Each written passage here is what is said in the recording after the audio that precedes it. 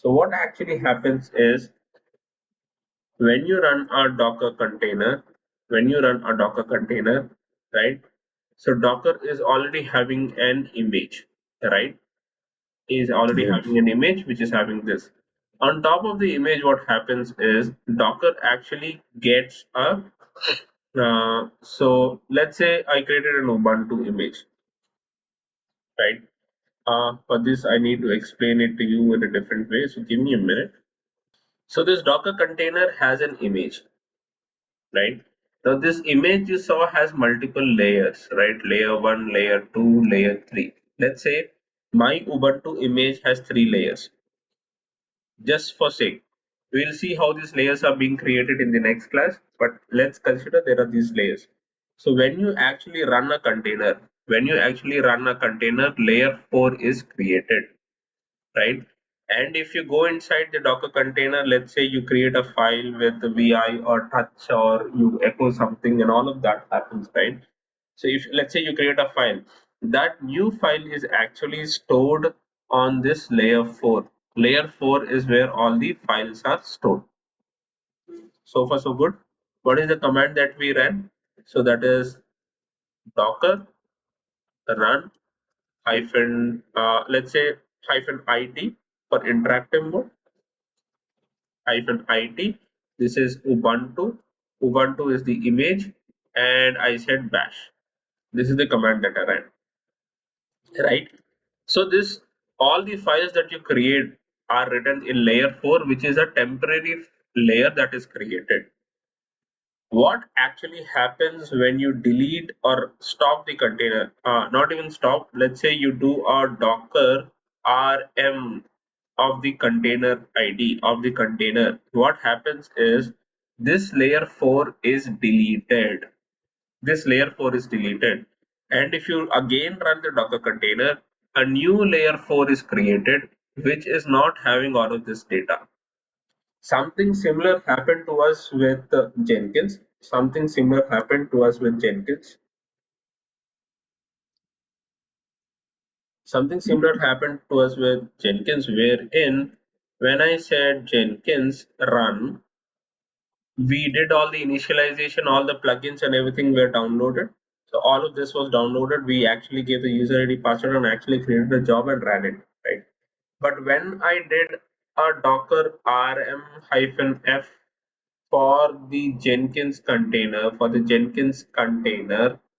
it actually deleted that layer 4 or layer 5 or whichever layer it is for Jenkins. It actually deleted that non-persistent layer and we lost all the data. All the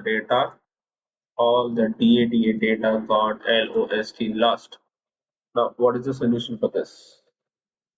The solution for this is persistent volumes. So persistent volumes is the solution that we provide, right?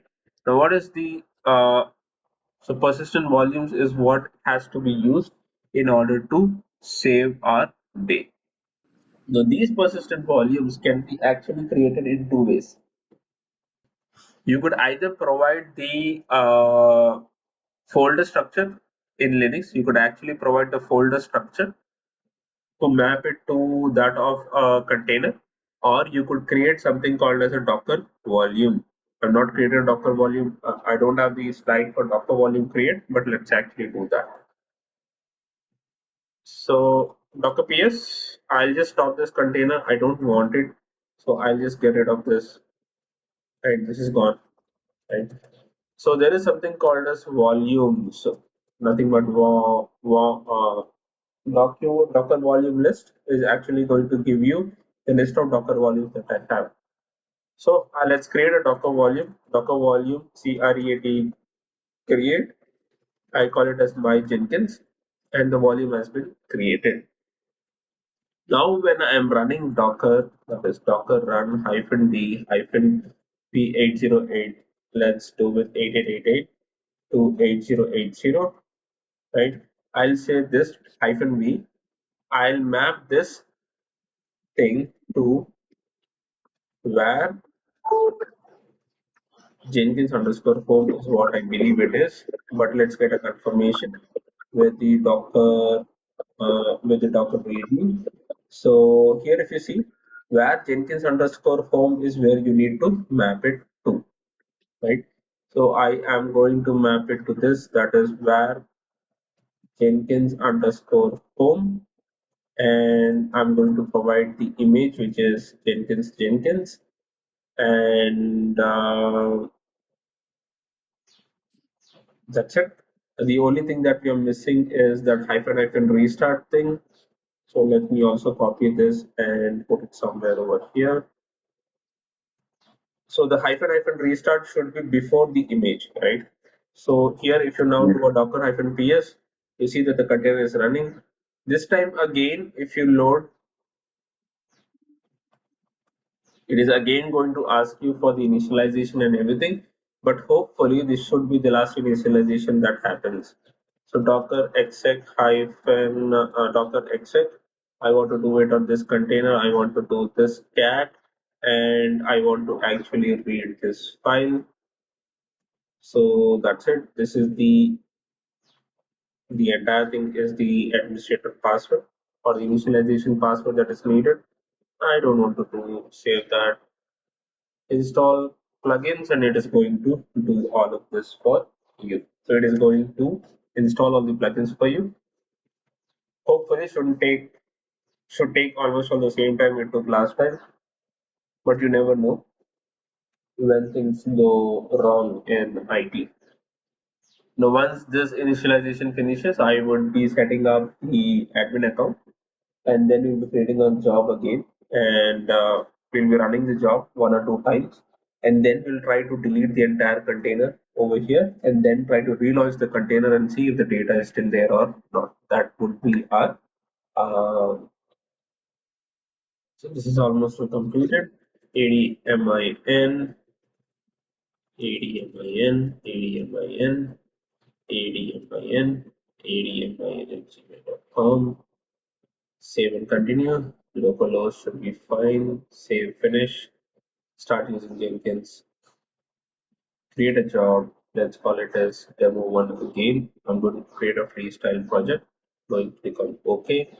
We'll be discussing all of this in detail when we discuss Jenkins. I'm just going to build execute shell, and let's say lsfm lrdh pwd to understand where the working directory is. df-kh is again that we ran. Who am I is what we ran last time. I guess that should be it. So I click on save. Let's run build now. Build number one completes. Build number two completed. Build number three should also complete. So we already have, let's say there are like 4 builds that we have, right? And if you want to see a trend, this is the trend that we have. And if you want to look at the output of any of the builds, this is the output. And basically, this is where we are. Now, what is the important thing? What we want to do is docker ps docker rm-f. I am deleting the entire container. That means I am getting rid of everything. There is no file related to the container over here. Now, if you want, you could also delete the image also. So let's say docker rmi this. This is as good as creating a new image altogether. I don't even have the image. I don't even have the container. Let's go to the up arrow. This docker run hyphen d hyphen p is this. I already have my volume. Hopefully all the data is already written to my docker volume, right? And I should not be having any errors or issues doing this. So it was not able to find the Jenkins image locally, so it's now pulling it from the internet, and it should create the container for us. Great, the container great, the container is created. So let's do a docker ps. Yes, the container is up, and this time it should not, if I just reload the page, right, it's going to ask me for the username and password. That means all the things that we wrote are intact, right? The job is there. I have 4 runs. I could rerun the job and it is going to run for the fifth time, right? So this is about persistent volumes. Very, very, very, very important.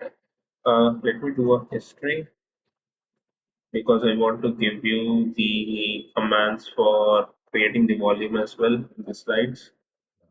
Let's put a new slide.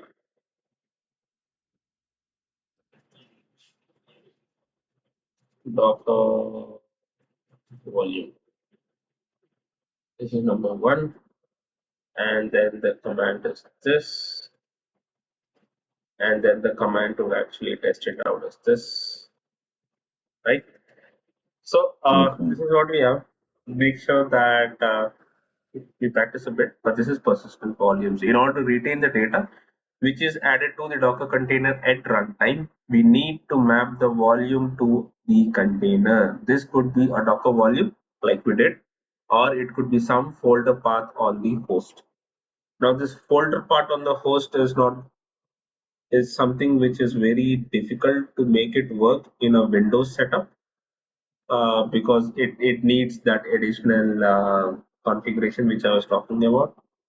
I tested it out. It is out there somewhere. I've not noted it down. Probably I'll note it down this time and we could start using it, right? But till then, there's always a workaround, a plan B. You could use Docker volumes and you could play with that.